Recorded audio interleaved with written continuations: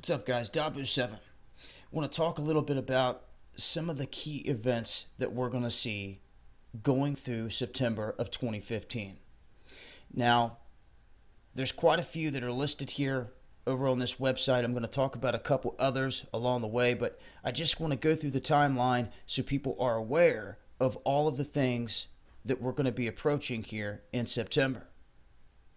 Now, I talked about a few of these in another video, but I just want to start from the very top of September. September 1st, this marking the beginning of FEMA's annual National Preparedness Month.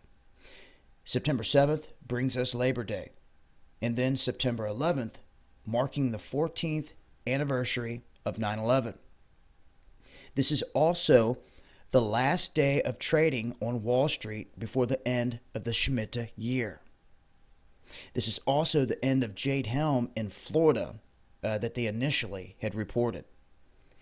Now on September 12th, Madonna's Rebel Heart Tour opens in the United States. The first stop is in Washington, D.C. And according to Holly Deo, the opening theme is Desecration of the Bride and Arrival of Fallen Angels. September 12th and 13th, the Rabbi Chaim Kanievsky, a leading authority in the ultra-Orthodox Judaism, indicated that their Messiah for the Jewish people could come at this time. Now, the 13th is the last day of the Shemitah year. Now, during these last two cycles, we have witnessed record-breaking stock market crashes on the very last day of that year. This is Elul 29 on the biblical calendar. For example, if you go back to September 17th, 2001, which was Elul 29 on the biblical calendar, we witnessed the greatest one-day stock market crash in all of U.S. history at the time. The Dow plunged 684 points. It was a record that held for exactly 7 years until the end of the next Shemitah cycle. And that was September 29, 2008. That was also Elul 29 on the biblical calendar. On that day, the Dow plummeted 777 points, which still today remains the greatest one-day stock market crash of all time in the United States. And here we are approaching, again, the end of this cycle. This most recent began in the fall of 2014, and it ends on September 13th, 2015, which is a Sunday.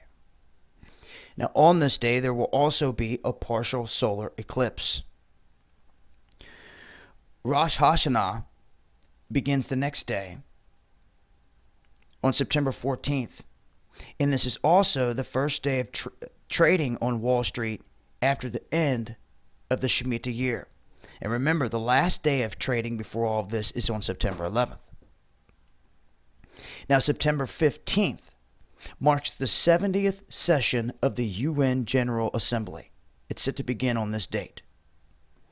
This has been widely reported in this time frame here that France will introduce a resolution that will give formal UN Security Council recognition to a Palestinian state shortly after that session is set to begin. Now, up till now, the United States has always been the one blocking such a resolution. But Barack Obama has already indicated that things may be different this time around. Now, also on the 15th, that's when Jade Helm is officially set to come to a close. And on the 17th, there's going to be a rate hike in September. They're saying that the 17th will probably be when the Federal Reserve does it. They always do these rate hikes in September, and these are all key things for people to pay attention to here. Now, the 17th is the deadline for Congress to vote on Obama's deal with Iran. It's something else to keep note of. And also, what's important about the 17th, and many people have no idea that this is even a holiday. It is Constitution Day on September 17th. And if there's any holiday out there you should be celebrating, it's that. And it's one of the most unknown out there. The Days of Awe Conference starts on the 18th in Idaho, and this is where Christians from all over the nation will gather to call out to God in prayer. And the 21st is when the Hajj begins. This is when this massive pilgrimage to Mecca kicks off. It's projected to begin on that date. This is also the date that the UN International Day of Peace kicks off. Followed on the 22nd by the Day of Arafat in Islam, and then the 23rd marking the last day of summer, along with Yom Kippur. And this is important to note here in this time frame. This is also a Muslim holiday known as the Feast of the Sacrifice. It begins on the 23rd. Now, in this window, a lot of things are happening. You need to pay attention from the 23rd on out. And the 23rd just so happens to be a date, just like 9/11, that has been embedded in different videos, different movies, and I'm going to show that in another video. But what's important is that you have both these religious holidays, Muslims and the Jewish, on the 23rd, and you have Pope Francis arriving at the White House to meet Barack Obama. Now, this is where it gets very interesting, because the human gestation period is said to be 266 days. Okay? This is why some feel that something is being birthed at this moment, because we have the 266th Pope meeting with Barack Obama on the 266th day of the year. You see? And then on the 24th, the Pope will address a joint session to the U.S. Congress. And the 25th, the Pope will hold Mass in Madison Square Garden in New York City.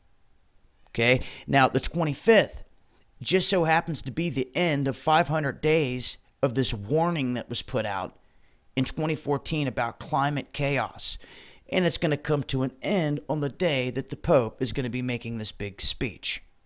Also, this day kicks off the launch of a brand new universal agenda for humanity known as 2030, or Agenda 2030. You need to get to know it. Okay? And right from this point, the Pope will appear at the UN to deliver an address to kick off this conference for this 2030 agenda. You see, it's all about this, and one can only speculate what the Pope's going to announce at Madison Square Gardens or at any other place that he goes during this big trip. Because on the 26th and 27th, he's going to be traveling back to Philadelphia for the World Meeting of Families.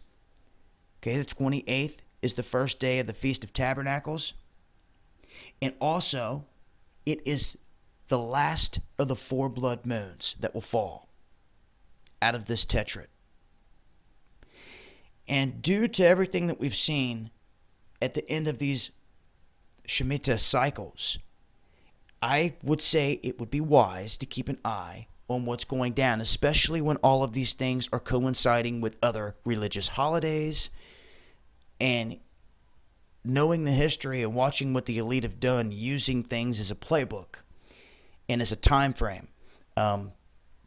All of these things culminating in September, and I think it is indeed a very important time, not only in U.S. history, but world history.